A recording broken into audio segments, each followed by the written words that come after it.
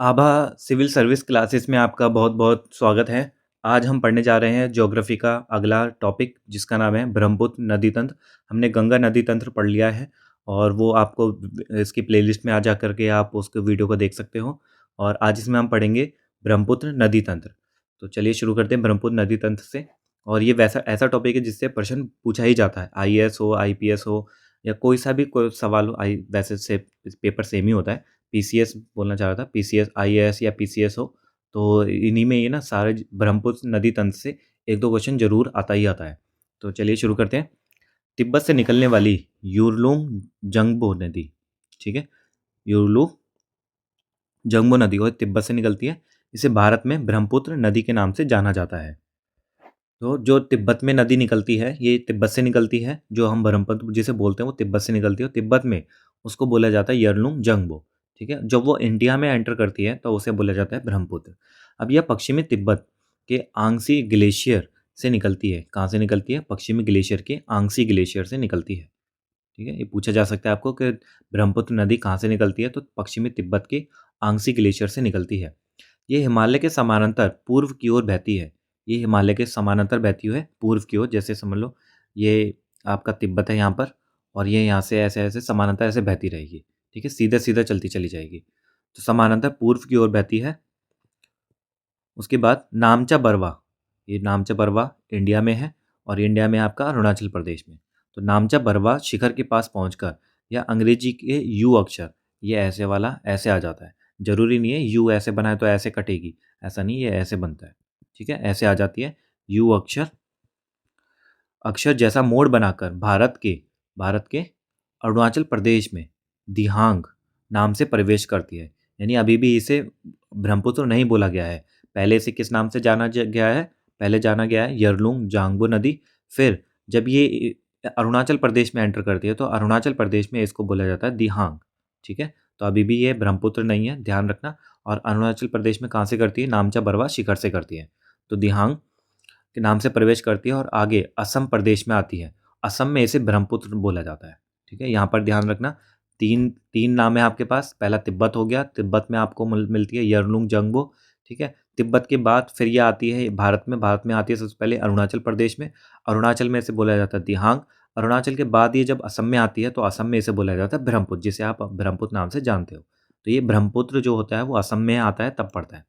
बांग्लादेश में इसे जमुना नदी बोला जाता है। अब जब बांग्लादेश में एंटर करती है जो जमुना, जो हमने गंगा नदी तंत्र पढ़ रहे थे उसमें हमने देख लिया था, इसे जमुना नदी के नाम से जाना जाता है। अब ब्रह्मपुत्र, सतलज और सिंध नदियों का स्रोत तिब्बत के मानसरोवर झील के पास ही स्थित है। तो ये तीनों नदियां हैं ना, ब्रह्मपुत्र, सतलज और सिंधु, ये सभी है ना तिब्बत के मानसरोवर झील के पास ही हैं सब तीनों के तीनों। अब तिब्बत से उद्गमित होने वाली ब्रह्मपुत्र, इरावदी और मेकांग नदियां अपने ऊपरी पार्टों में संकीर्ण और समानांतर पर्वत श्रेणियों से होकर प्रभावित होती हैं। तो ब्रह्मपुत्र, इरावदी और मैकांग जितनी भी नदियां हैं ये सब तीनों कहाँ से होती हैं? तिब्बत से ही उद्गमित होती हैं।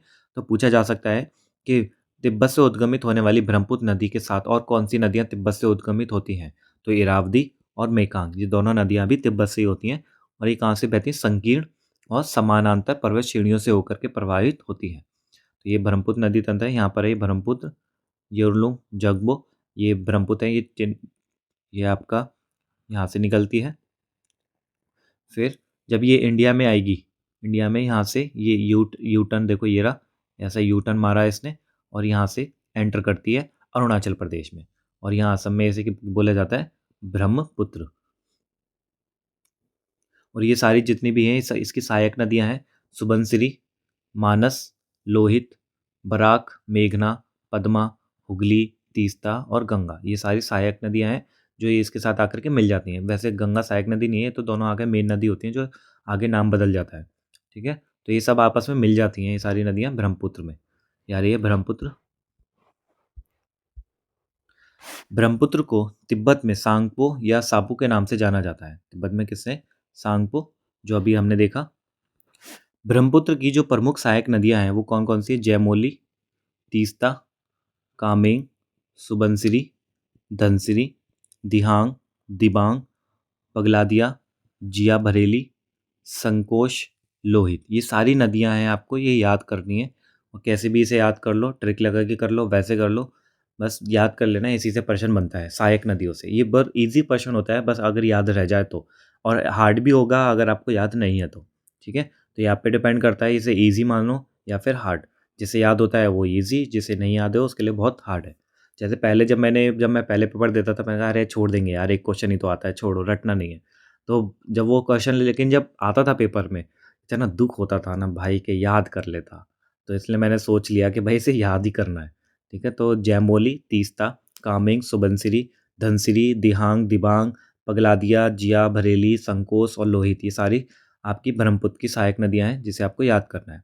अब लोहित नदी पूर्वी तिब्बत की जयालचू पर्वत श्रेणी से निकलती हैं। यह नदी अरुणाचल प्रदेश और असम में बहती है, ठीक है? लोहित नदी अरुणाचल और असम में बहती है, और सुबनसिरी नदी का उद्भव हिमालय क्षेत्र से होता है, और यह असम, अरुणाचल प्रदेश और तिब्बत क्षेत्र जो चीन में है से बहती है, ठीक है? सुबनसिरी नदी। अब बराक नदी मणिपुर पहाड़ी से निकलकर मिजोरम तथा असम में बहती हुई बांग्लादेश में प्रवेश कर जाती है। असम घाटी में ब्रह्मपुत्र नदी गुम्फित जलमार्ग बनाती है, जिसमें कुछ बड़े नदी द्वीप भी मिले हैं। जो बड़े नदी द्वीप हैं ये एनसीईआरटी में बता रखा है, माजुली द्वीप, तो ये यहाँ पर असम घाटी में है ये, और सबसे बड़े बड़े नदी द्वीप हैं यहाँ पर। तो ये ब्रह्मपुत्र नदी बनाती है असम घाटी में। अब इनमें विश्व का सबसे बड़ा नदीय द्वीपीय तंत्र माजुली, जो मैंने आपको बताया है, ये एनसीईआरटी में भी है, माजुली शामिल है। तो विश्व का जो सबसे बड़ा नदीय द्वीपीय तंत्र है वो माजुली है, और ब्रह्मपुत्र में है या असम में। अब तिब्बत पठार को चेंगतांग और क्वाघाई तिब्बत पठार के नाम से भी जाना जाता है। समुद्र तल से औसतन 4,500 मीटर की ऊंचाई पर स्थित है। इसे विश्व का छत, the roof of the world भी बोला जाता है। एक तरह से पठार है, और ये इतना ऊंचाई होने के बाद इसे ये नाम दिया गया है। तिब्बत के पठार से निकलने वाली प्रमुख नदियाँ इस प्रकार हैं। तो आपको पता है कौन कौन सी नदियाँ निकलती हैं?